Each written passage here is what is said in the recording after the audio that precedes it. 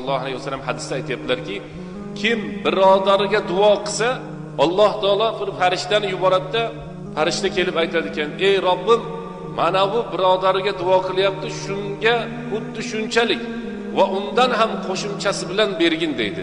Mana bu yerda biz masjidimiz tashqarisida ikkita do'kon, misol uchun aytayapman xolos, bular bir-biri bilan muomalasi yaxshi. Lekin bu do'konchilar bir-biriga duo qiladimi yo'qmi bilmayman. Ular aytadi: "Ey Xudoyim, meni savdoyim yaxshi bo'lsin." Allohu akbar. Savdoning yo'li shunday bo'ladi.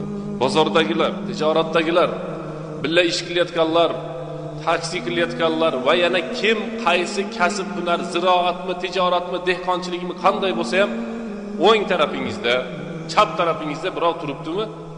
"Ey Xudoyim, shuni agar qurib qolsin, meniki bo'lib ketsin" demanglar, birodar. Qanday degan bo'lmaydi-da. Siz duo qilsangiz, farishta sizniki qabulmi yo'qmi bilmaymiz, lekin farishtaniki qabulda. Sizga farishta duo qilyapti, qaytarib mislicha shunga bo'lsin deb. Farishtaniki aniq qabul.